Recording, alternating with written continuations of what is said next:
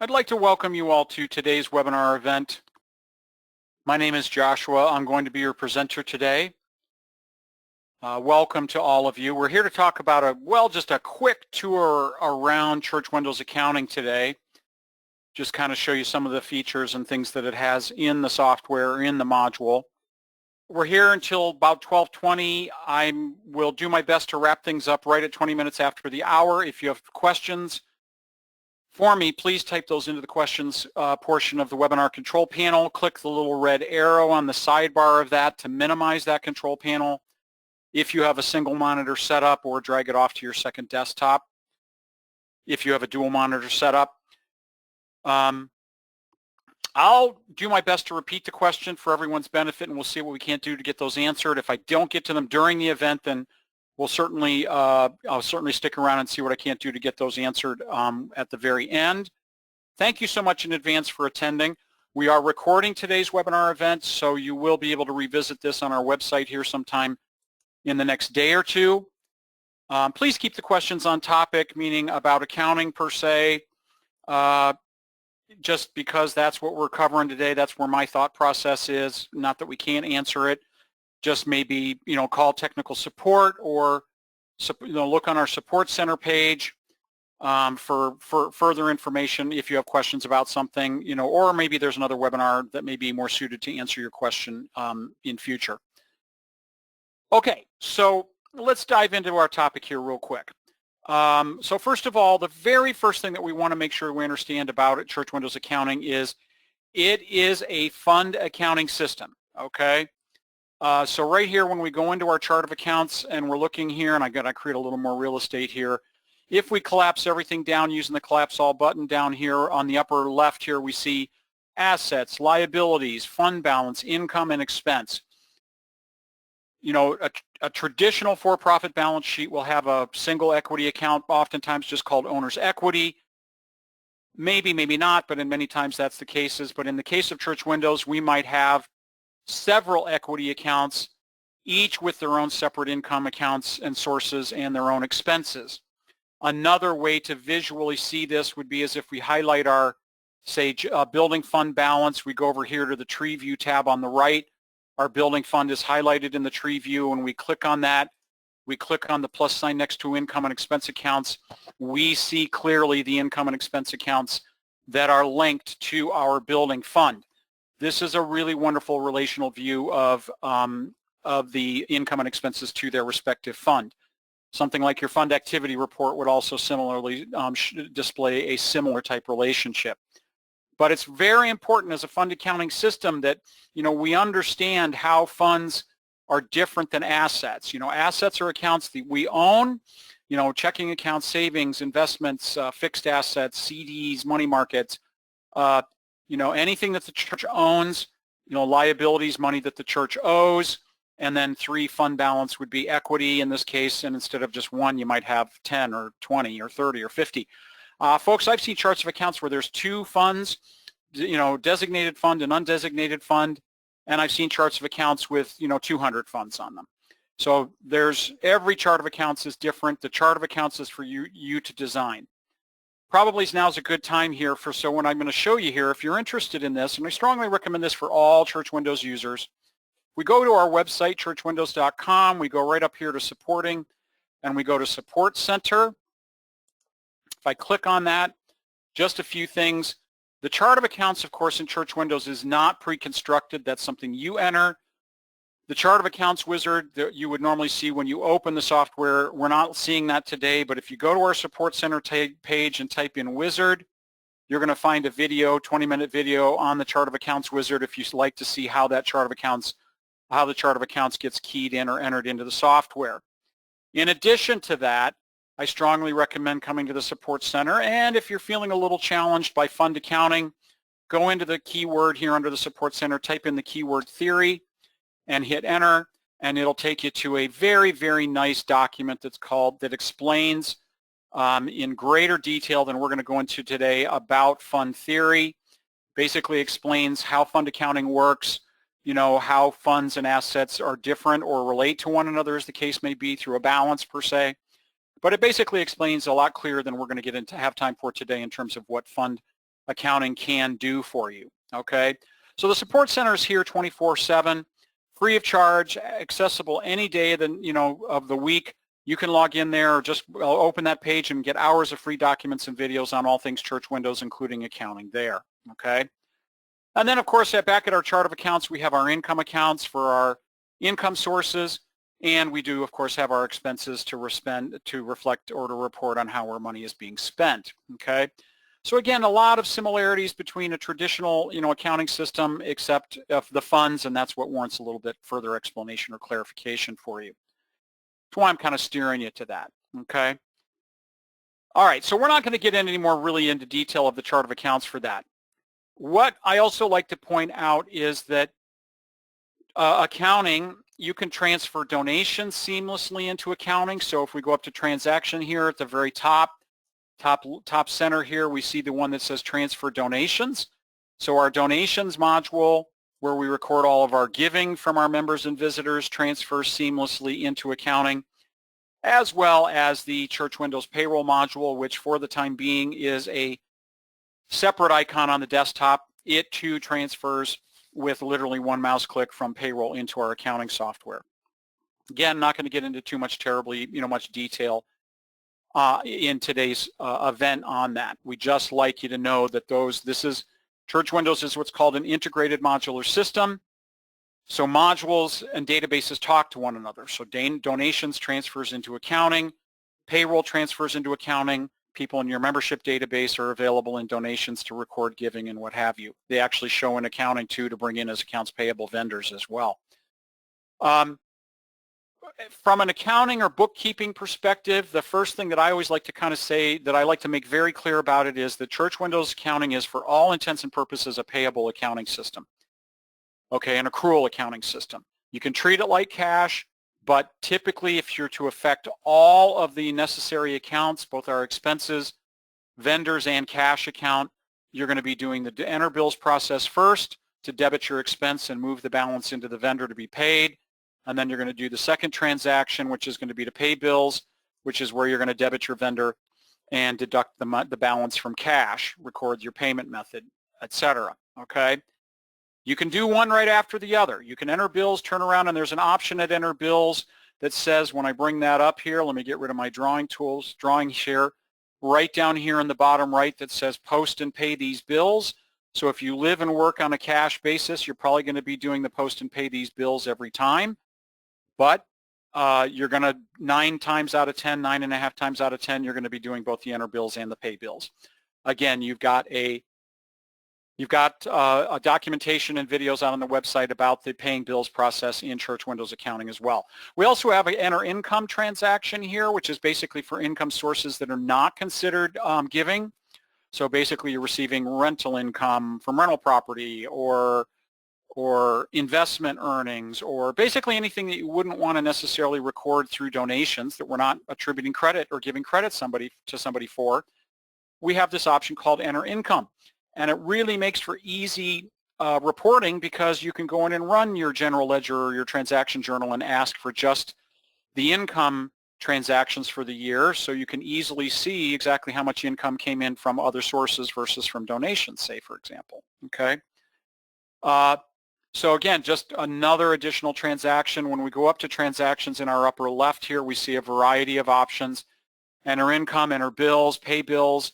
We also have a transfer transaction type, which is a transaction we commonly use to transfer balances between asset accounts or fund balances directly. Asset to asset balances move, or fund to fund transfers.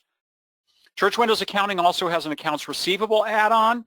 It is not a standard part of the program when you purchase it, but if you have, say, a daycare or a preschool, it does allow you to record both invoice and collect transactions, as well as printing invoices and statements for your accounts receivable clients if you wish. I just did a webinar on, I think, accounts receivable, or last week, I think, so there's a video out on there a couple weeks ago that we did on accounts receivable if you're interested more in seeing that.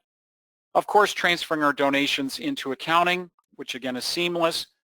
But then we have this other, which is basically where we've got our entering spoiled checks or adjust asset or journal entry transactions, which hopefully you'll need fairly rarely, since our list of transactions is very thorough. Yeah, there are times where journal entries are needed, but hopefully we're going to find that you'll think that find the need for those journal entry transactions is pretty rare. Okay, Church Windows also supports printing checks. So if you print computer checks, we have a print checks option that when you choose pay bills and choose computer check, it will print a 3-part check, either check stub stub or stub check stub. So again, if you're producing computer checks, you should be able to use this. We do have a check designer function here that does allow you to be able to customize and manipulate that to work with your 3-part checks, but there will always be two stubs and 1 check in both of the formats that Church Windows Accounting supports. Church Windows Accounting, of course, does support a budget entry process. So if we go up here to the top left and go to, well, not the budget report, I want to go to budgets. And budget right here, you can key in a budget right here for your income and your expense accounts. We, of course, strongly encourage every customer and user to use the budget function.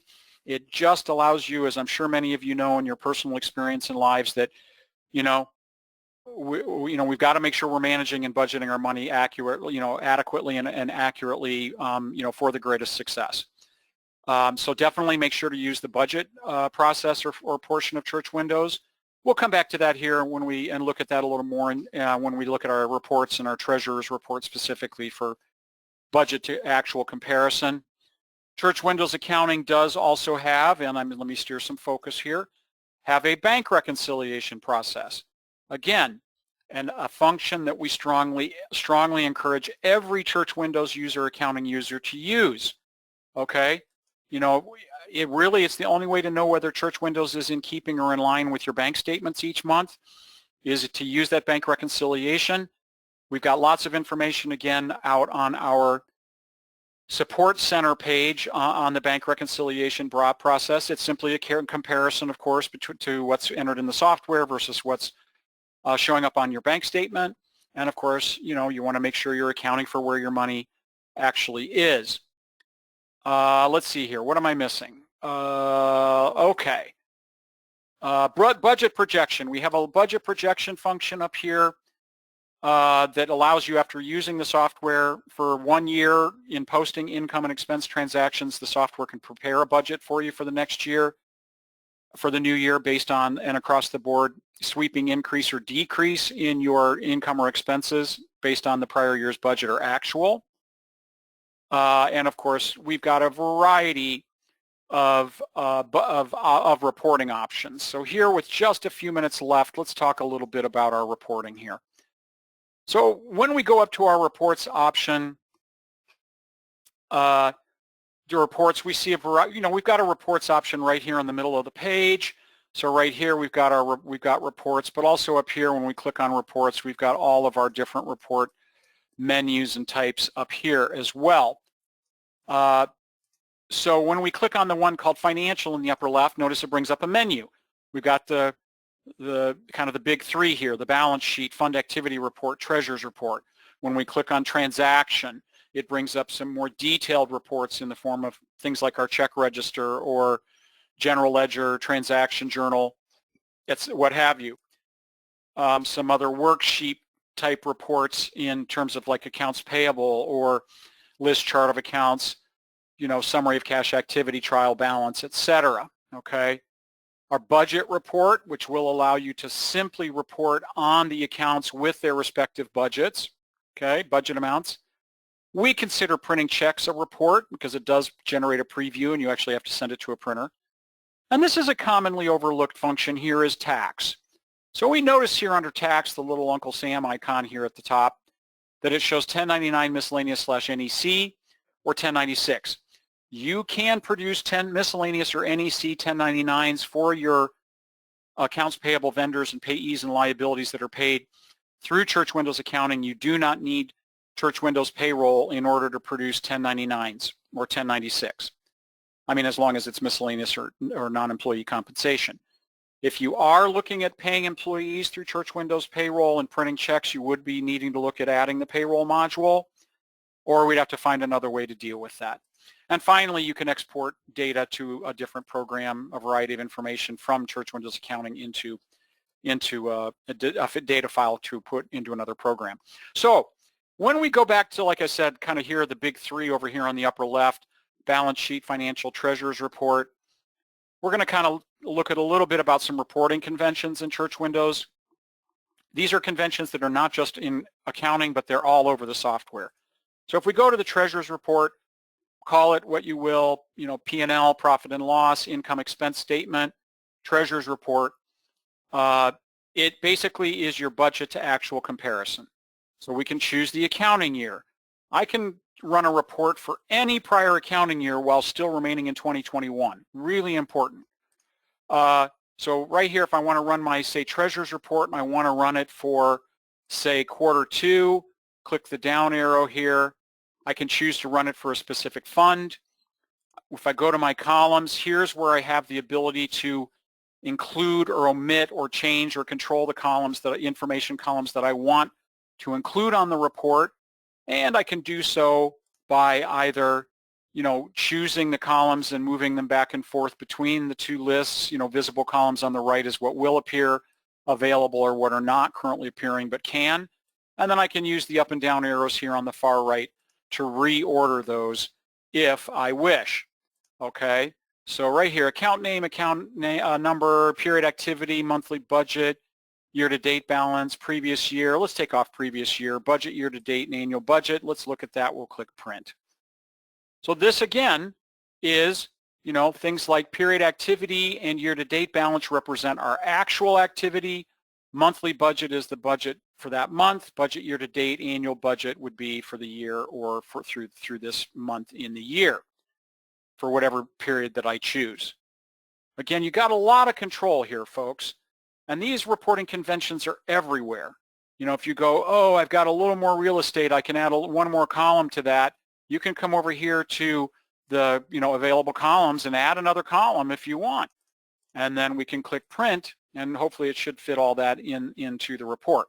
Again, folks, everything that I'm discussing today is all available in some way, shape, or form on the Support Center page of our website.